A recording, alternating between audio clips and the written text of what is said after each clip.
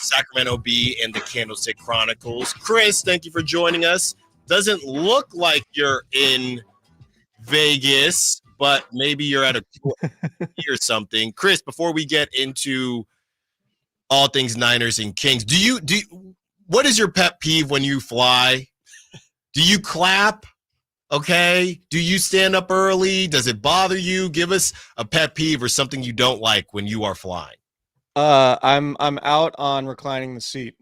I'm about 6'1". I often travel in coach.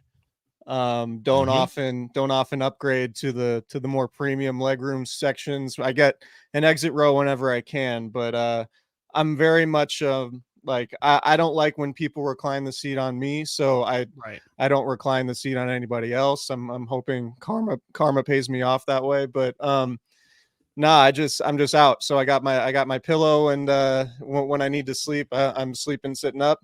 It's not the most comfortable thing, but I think karma's going to be on my side with that one. All right, that's fair enough. Now, seriously though, are you not going to be in Vegas?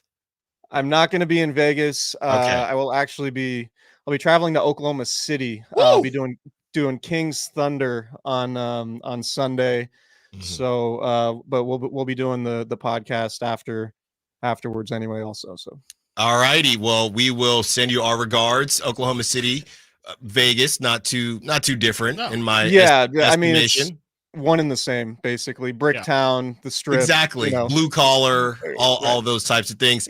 Chris, give us your thoughts on the Kings and this road trip. Chris and I, we weren't trying to poke holes in it, and it was a very solid road trip. One win away from joining some rare air with the elite Spurs and Warriors teams. Don't get it done. And if you look at, I think the reason you can't really poke holes in it is because there have probably been easier road trips in the past and teams haven't played this well. But if you do look at some of these teams, Chris, you said they are 13-14 against teams over 500. Yep. So they're beating up teams that they should. And then the game last night, you can't be mad at them for losing, but it would have been really nice to get that W to end the road trip.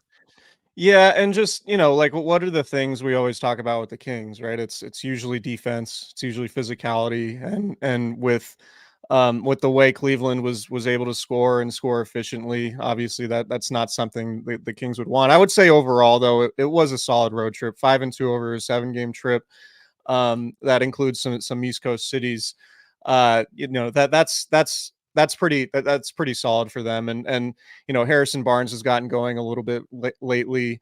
Domantas Sabonis continues to light up the stat sheet. So overall, I would say that's a really good sign for them. And they're through a portion of their schedule. I forget exactly what the numbers were, but it was, they've had 2 pretty long road trips here. And they're on a pretty good streak in terms of what the record's been over the month of January and now leading into February. So overall, I would say it's about as solid of a trip as it could be. And look, like, this all comes right before the deadline, right? And they're given how the Kings have been talked about, so many movable pieces, right? And you wonder, is human nature ever going to set in? And are these guys ever going to read too much into the rumors and everything like that? And is that going to cause them to play poorly? No, we haven't really seen it. Kevin Huerter's been a little bit better lately. Harrison Barnes, obviously, his scoring's up. These are guys who have been mentioned in trade rumors. So the fact that they're not slumping and they're actually playing better than they did earlier in the season would indicate a level of professionalism, and that these guys don't feel like they're pressing because they might be on the trade block. So overall, I think those are positive developments for the Kings. Yeah, Chris, I mean, in general, it's something we've been kind of tossing back and forth. Do you feel like the Kings' success, like just overall in terms of getting the results, and the fact that, like you said there, Harrison Barnes has played a lot better, and Kevin Huerter as well has kind of started to become a little bit more normal in terms of what we've come to expect from him.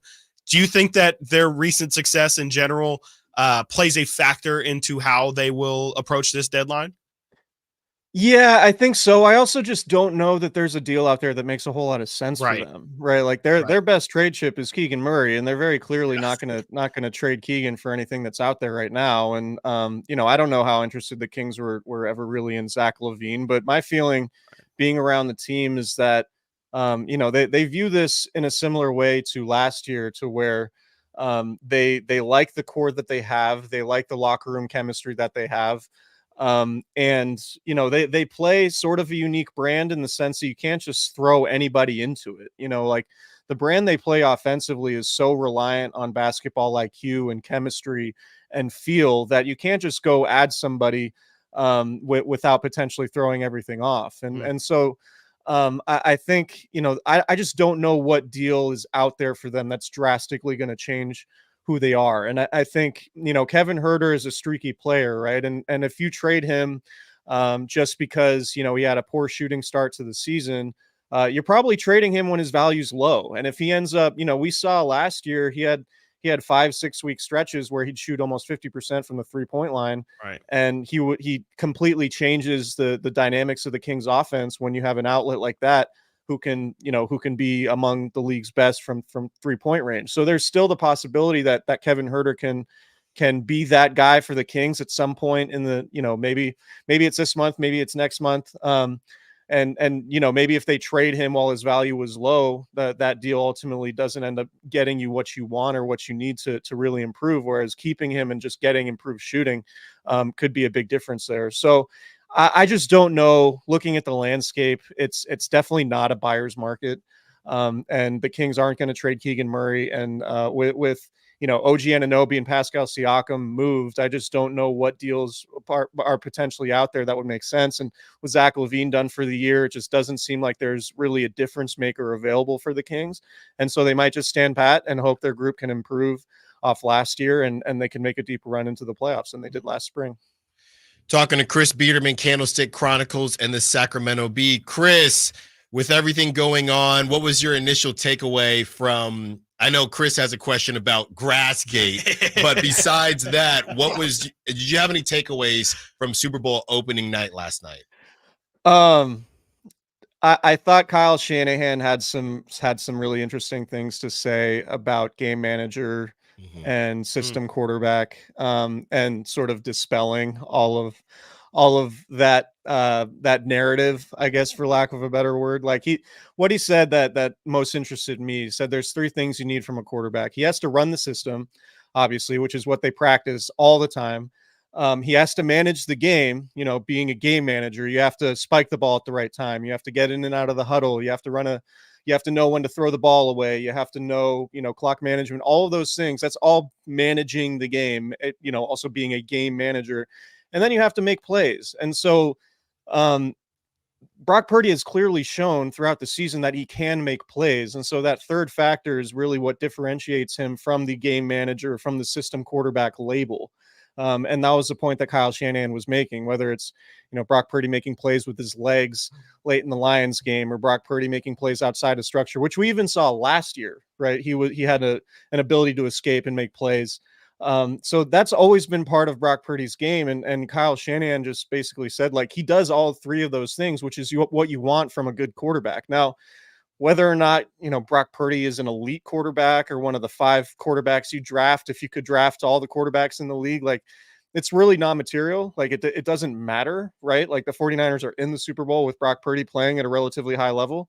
So that's all that matters in the 49ers mind. And I think they have unwavering belief that they can win the Super Bowl with him and that he'll be the starting quarterback for the long haul. I one thing, like, even if Brock Purdy comes out and plays pretty poorly on Sunday, I still think like he's going to be the team's quarterback next year. I think it would have to take a pretty catastrophic Super Bowl and maybe a catastrophic regular season next year for them to ever consider moving off of him. And so my big takeaway just overall is how much belief the 49ers have in Brock Purdy long-term, and that this is not just like a flash in the pan thing where they're just riding a hot hand. They really think this guy could be their franchise guy for a long time. Yeah, Chris, I mean, Alan said it there, but I'm going to ask you about Grassgate.